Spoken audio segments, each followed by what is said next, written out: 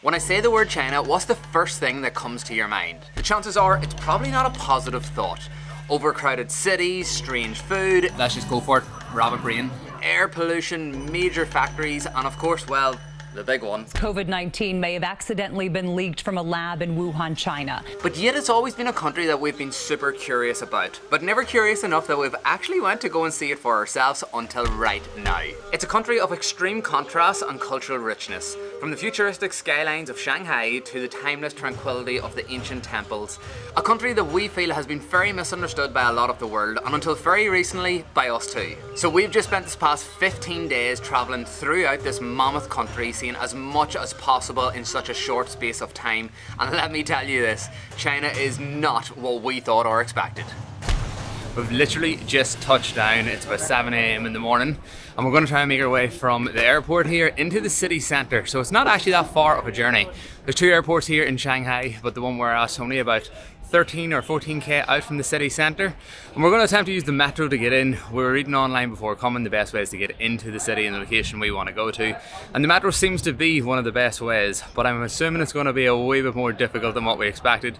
Things always are whenever we land in a new country, and this is China, so things are definitely going to be a wee bit more difficult than we expected. Let's try to figure out the metro system anyway.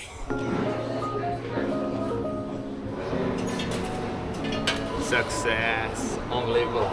Yes, okay, so we have our hotel booked for Shanghai, so I had the address on my phone. I was able to suss out the closest metro station to the hotel, and we have just got ourselves 2 tickets from the airport straight there. It's the first thing we've bought in the country, and it only cost 8... What's the currency called here? Yuan. Yuan? Y-U-A-N. I'm gonna have to look that up. I know it's CNY is like their code for the currency here. Don't actually know what the name of it is, so I'm gonna look that up. But it only costs 8 for both of us, which I think is very good. For us, basically the currency here is like 10 times the amount of what it is for us back home, so that's Great British Pound Sterling, and I believe that's about 80 pence sterling for 2 rides in the metro for like a maybe 30-minute journey. Amazing. Okay, so I know that's only step 1, but that was way easier than we were expecting. When it came to the paying section, it actually brought up a QR code. So we did know about this before we came, and basically if you download an app called WeChat Pay, you link your bank account to this, and basically it makes traveling around China way easier. You can then pay for a lot of things cashless. So you just scan the QR code. You can do this for public transport, for restaurants, for food, for shops, for so many different places. You scan the QR code and then it comes straight out.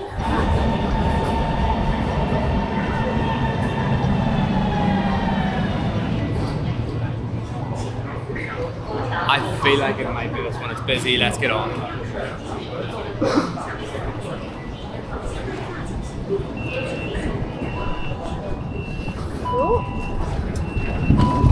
Oh my god. It's so quiet. And just like that, we have made it into the city. The metro was way easier than we thought it was gonna be.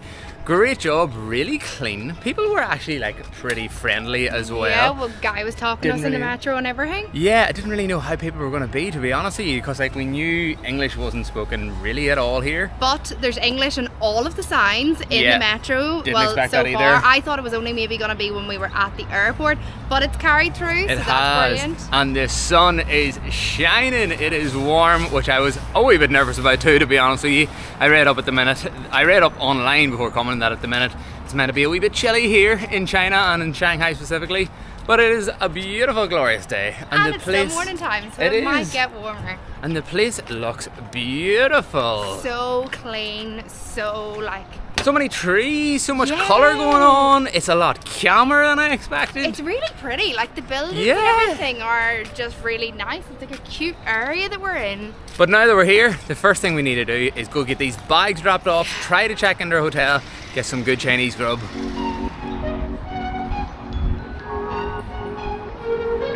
It's so pretty. Got the bags dropped off, and we even had a sneaky power nap whenever we checked into the hotel. We were knackered. Whenever we were coming here this morning, we had a layover all night in a different airport here in China, and we ended up sleeping outside of McDonald's on the floor, so it wasn't a great night, so we needed a wee booster. But we're back out at the moment, and it is actually warm, which is so nice. We have come to the Nanjing area, which is a huge, big, long high street. Loads of big retailers, loads of wee traditional shops, different places doing food, which is exactly what I'm looking. But we're actually making our way down towards the Bund area, which is kind of the most iconic, typical skyline image of Shanghai that you could possibly imagine. But check this place out. It is incredible behind us. It's so built up, so busy. Look, we're just walking into all of these huge big buildings as well. I think we are going to love it here in Shanghai. So when you are coming to China, if you don't already know it, a lot of the apps that you probably normally use, like Facebook, Instagram, Google Maps, your Gmails, you can't get access to here. So you need to get some alternative apps so you can go about your normal life as you do. So the first one we downloaded was WeChat. We told you about it earlier, where you can sort out all of your payment needs. Then if you want to get yourself around the city, you can download maps.com, because Google Maps doesn't work, unfortunately. The only downside is with it that we can't change it into English. It's completely in Mandarin. However, when we type into English, it translates and it gets us where we need to go. If you want to use the metro services, you can download Metro Man, and this covers all of the major cities here in China, which is great. If you want to get taxis, you can use Bibi app. And then finally, if you want to just be able to go about your normal life, you're really going to want a VPN, so that you can access Google, you can access your emails, you can access Instagram and everything like that. But it's hard to find a VPN that actually works inside China, so make sure to do your research. We had a VPN, it doesn't actually work in China, so we went out and downloaded a whole new one. So thankfully we're able to go on with our normal lives as we had planned.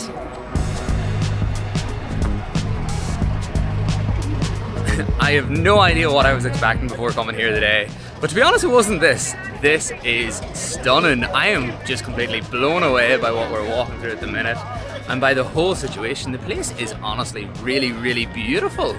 There's loads of big, like, futuristic TVs up, like, displaying loads of ads. This one over here, a couple of dolphins on the screen, don't even know if you can see it. Over there on the other side, there was like a sea life thing going on. Whoa, there's a train coming in the middle of it all, and you're it over. Look at this.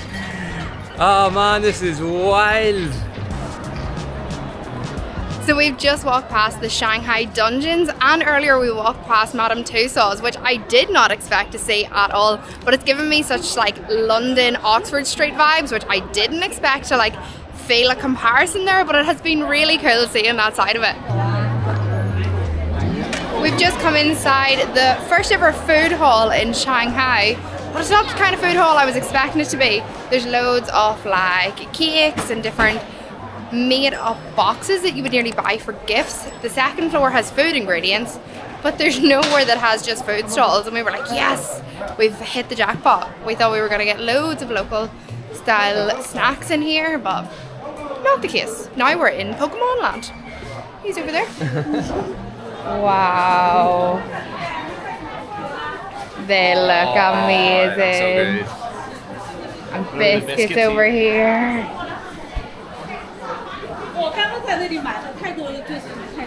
You smell the butter in there. What is going on over here? Look at that crowd.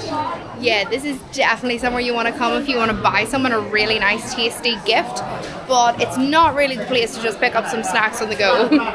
It's making me very hungry though.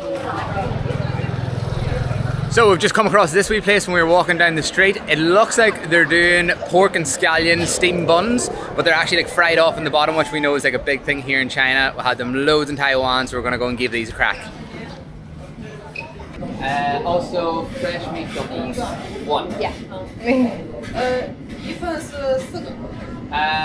So the 6 piece? Yeah, fresh meat dumplings. 49?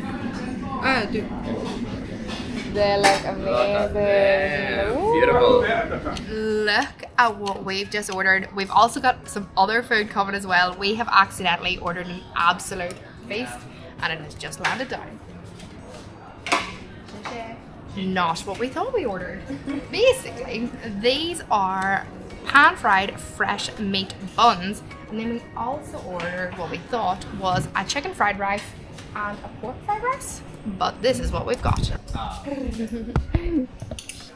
So we weren't too sure when we were ordering what we were actually getting. We were kind of just going for something that looked somewhat familiar. We're hungry, so we didn't want to go too adventurous. This is a Yancheng fried rice. It looks like a pretty standard fried rice, got bits of prawns in it. I don't know what these are. We've had them before. I'm not a big fan, but they're maybe some type of fage. Not too sure, but it looks pretty tasty. This is not what we expected at all. This was meant to be some sort of Kaipeng chicken fried rice, was it, I believe? What it actually is a white rice with some sort of noodle and chicken, a black brownie sauce, and a wee bit of fage on the side. It does look very appetizing, to be honest with you. I'm gonna give that a wee whack first, I think. It looks very tasty, and these are big portions. Our first meal in China, let's do it. Oh! That's not noodles. I have no idea what that is. That's some sort of veg. It's crunchy. It's quite sweet. It's quite nice, but it's not a noodle that. And then we've got the fried rice as well. You just can't go wrong with fried rice. It's always good no matter what you get. No matter where you get it. And all of this was only 49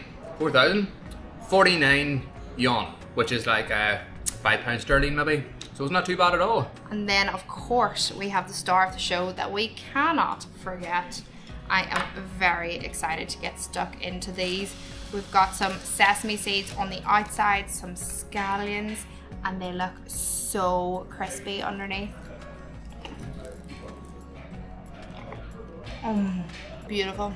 No scallions on the inside, which I'm quite surprised at, but we've got loads of pork, juicy pork in there at that.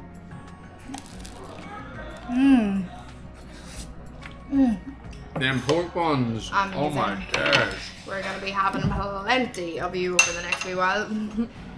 Share. Note to self, portion sizes in China are huge. So we've got a big takeaway box to take away with us, but the food is bloody good. So cycling seems to be a big thing here. There is a lot of people out on their bicycles cycling around, and it is so quiet. Not at all what we expected for a major big city like Shanghai. There is very little noise, like even from the cars and the bits of traffic that's going around. It's just, yeah, we it's think exciting. there must be a lot of electric cars because There like, has to be. you can't hear them at all. No, like it has to be a lot of electric cars, but even the people as well. There's no noise from the people. No, and even the metro Like- earlier, like shh. Dead silence, no noise at all.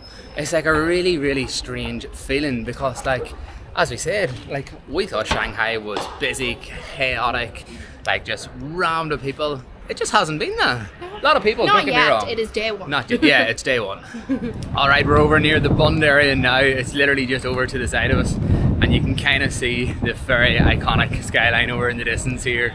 We've got our first glimpse of the Oriental Tower, which is this big boy in the background. I don't know if you can actually see it there, but it's like pinky purpley coloured pearl oval shaped kind of tower. It's really unique, super iconic image of the city as well.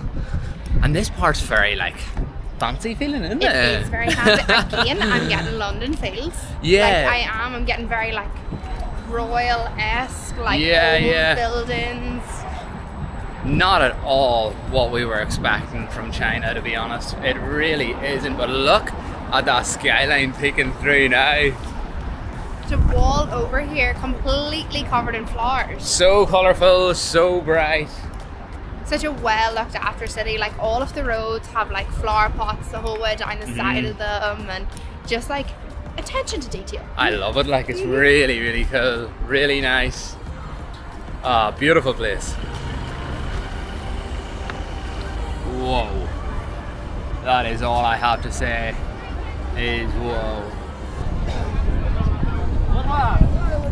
Wow, that is an impressive skyline. We can see the Oriental Tower, which is one of the most iconic images in the city. You can see a lot of the huge other big skyscrapers that are here. And fun fact, this big one right in the distance, I believe is the Bank of China, I'm not 100% sure, is the tallest building in all of Asia and the second tallest building in the entire world. And it is standing sky high above everything else here. So impressive. The river has loads of boats going up and down. I know you can do river cruises as well. There's different cargo ships. And this area is so busy. It's a beautiful big long promenade with people just absolutely covering it. It is close to sunset time as well, so I'm going to assume that's why there's a lot of people here, because it's recommended to come and check this area out during the day to get the view of the city skyline, and then to come back in the evening time to watch it all come to life with the lights coming on. So I think that's what we're going to do this evening, is try to watch it come to life. Wow.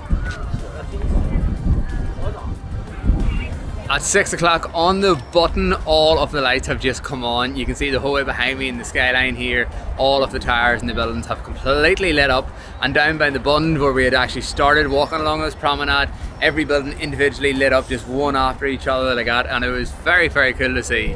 But we've just been walking up and down here because it is just beautiful. Honestly, just looking at that backdrop behind me here, I actually can't believe that we're here. And Shanghai is just blowing us away. It's not even a wee bit what we expected. Honestly, we just thought coming to China was going to be a sensory overload. We thought it was going to be crazy with people just pushing and shoving. We didn't really know how people were going to be because we haven't had a lot of very positive interactions with Chinese people in the past. But we're here and everything seems to be the complete opposite of what we expected. People seem to be very friendly. Quite a few people have come up to us since we've been walking up and down here. They seem to be lovely. The food, obviously, that was amazing that we had earlier. The place in general is stunningly beautiful. There is a great atmosphere going on as well. And it seems like a very happy place. People here are happy.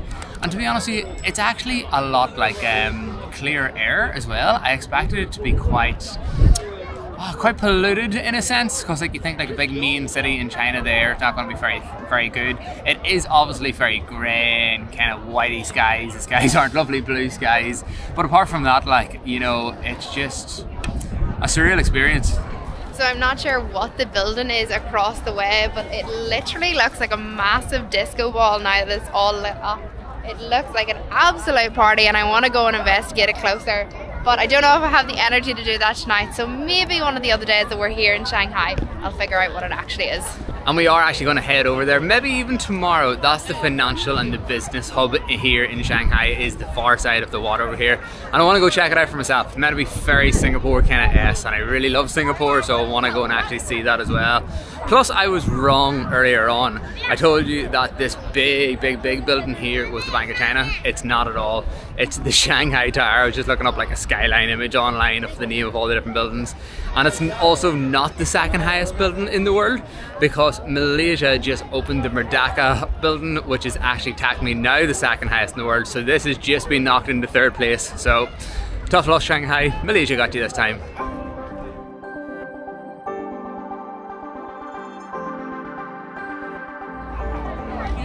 I'm not gonna lie, I wasn't too sure about coming to China. I was feeling very uncertain about it, didn't know what to expect, but from our first day here, Shanghai has been a very pleasant surprise.